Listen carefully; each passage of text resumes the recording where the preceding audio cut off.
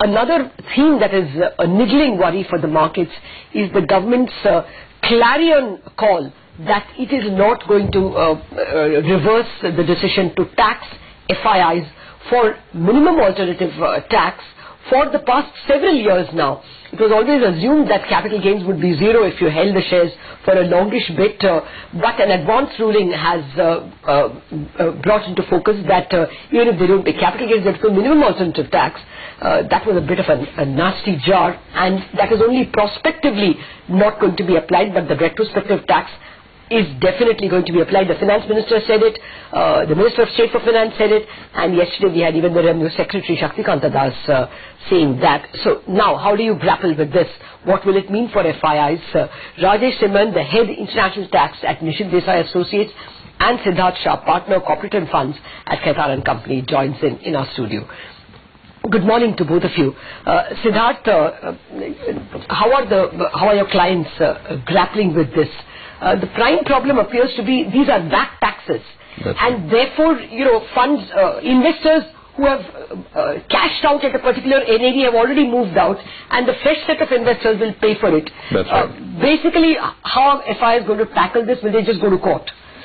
So I guess the way the developments have evolved over the last few days, it's becoming more and more clear that the resolution for this lies with the court now. So I think while there was a great amount of hope with the FII community that this issue would get sorted through an appropriate amendment into the Finance Act, it seems that that's not likely to be the case. So I guess they have to prepare and brace themselves for the legal battle on the issue out here. Very clearly from our clients' perspective, we're beginning to see that nervousness seep in again with this whole controversy, which I think to a great extent with very positive messages going out from the government during the budget and otherwise was beginning to really get them over the whole retrospective tax issues and all of it, and this MAT tangle has obviously made them revisit the whole issue and look at India from the perspective of whether it continues to remain a certain jurisdiction for investing for foreign investors. And I think the chaos has been more, as you rightly pointed out, because of the retrospective effect of this MAT issue. A lot of hedge funds and open-ended structures where investors deal on a daily, on a regular basis, may have actually exited from many of these investments, and to that extent the funds are left with a situation where there is a tax liability accruing to them as an institution, but they may not have a recourse left with to the investors in this regard. Okay, let's get Rajesh Simran as well into this discussion. He's the head international tax at Nishit Desai. Rajesh, this battle will surely go to court, but when it does, what is your own estimate of, whether the government is in an untenable position at this point in time? Because the plain reading of the law suggests that there is no question of, a levy of MAT on FPIs. So do you think that the court could perhaps be convinced with this argument and eventually things could go in favor of the FPIs? So today, as things stand, the matter is already before the Supreme Court of India, because the whole genesis of the dispute was that there was a unfavorable ruling from the Advanced Ruling Authority, and that matter is currently before the Supreme Court. What you need to keep in mind is that this is not really a one-sided street, because there were a number of rulings which was actually in favor of the taxpayer. Before you had this one aberration where the Advanced Ruling Authority said that, well, in case of any non-resident, the MAT provisions would apply. When you look at it purely from a technical perspective, is there a good argument as far as the FII community is concerned? I would tend to think so, because today you have two sets of different arguments which are there. The first being that as a non-resident, you never maintain your books of accounts as per the Indian Companies Act or as per Indian law. All that you're doing is that you're allocating a small portion of your fund to the Indian markets. And therefore, to that extent, the whole question of computation of book profits for the purposes of MAT doesn't really arise as far as a non-resident is concerned. The second issue that you're also looking at is from a treaty benefit perspective. You already have a treaty which has allocated the taxing rights between the two states. And then you have a unilateral, let's say, levy where the Indian government is now saying that, well, we are going to levy a minimum alternate tax irrespective of what the treaty says. So which is why I would tend to think that as far as a legal perspective is concerned, the FII community today does have a strong recourse under law. But having said that, I think the issue that is there at hand is that there are so many disputes that are there on this matter, because you have one judgment, one matter which is currently before the Supreme Court, and there are multiple notices that have been issued all over the place. So I think everyone will be waiting and watching for really what the Supreme Court says on this matter. Fair point. Siddharth, is the P-note as a product under threat altogether? So I think here the issue per se is not directly with P-note, but indirectly yes, because at the end of the day the prime brokers who issue these P-notes ultimately do have a position on Indian securities, and as FPIs they are definitely exposed to the same risk as any other direct investors are. So indirectly, when the risk would get passed on to the P-notes in that sense, but it's not really to be confused with the issue of indirect transfer and those issues. Yeah. Fair point. But how do the FIs plan to tackle this issue at all?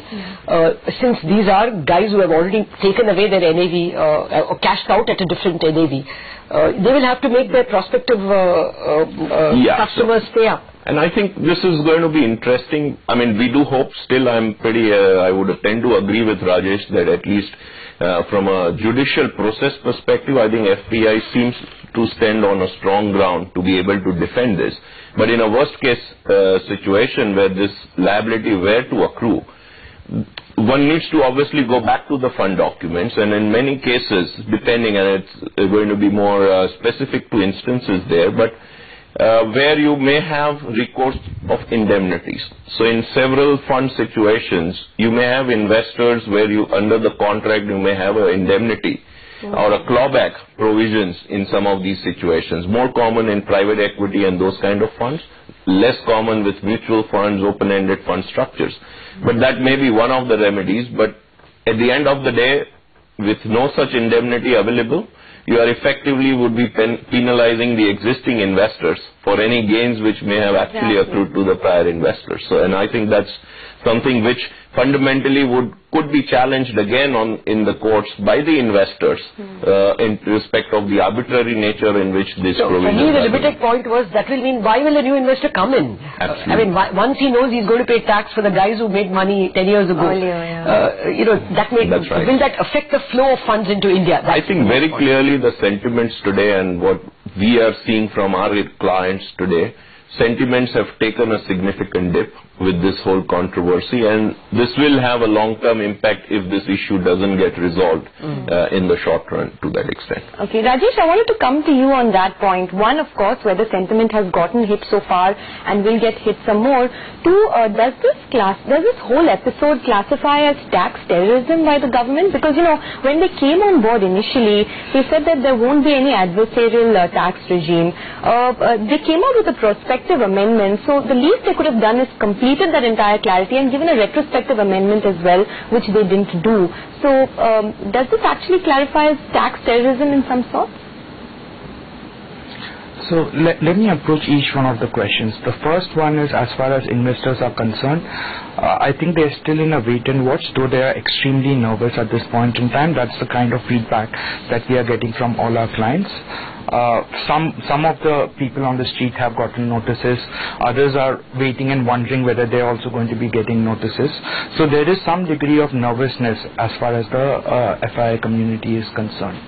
The second is, if you look at the approach which the government has taken, what the government's position has essentially been is that, well, this is something that the FIIs or certain people have gone to the advance ruling and sought a ruling. We as the government, we are not going to change the law merely because, let's say, somebody has lost a particular case. I wouldn't necessarily classify this as tax terrorism, but having said that, I think this is an issue which could have been resolved by the government in an easier manner rather than leaving it to the courts. And I think the other main issue that is also coming into place is that today the way the clarifications read is that even on a prospective basis, you're excluding FPIs as far as the equity shares are concerned. You're not excluding them on the bond market in respect of investment in bonds. There is no clarity today as far as any other non-resident who's not a FPI. How are they going to be taxed, whether MAT is going to apply to them? So I think the challenge that is there today is that the way these amendments actually read, you have just created a bigger issue for the past period in respect of the FPI community, and as far as the future is concerned, you have created an issue as far as bond market investments and any other all other non-resident investors are concerned. And I think that's where the challenge is, as whether the government really thought through this issue before they came up with the amendment, or it was just a knee-jerk reaction saying that, well, we have received representations that they want clarification on this, and we are giving the clarification on this specific issue, completely ignoring the wider aspects that are there at hand. Yep, fair point. Thank you very much, Rajesh and Siddharth, for clarifying the matter to us, or clarifying that there is a lot of confusion ahead. We'll have to wait for the Supreme Court, I guess, and that will bring clarity.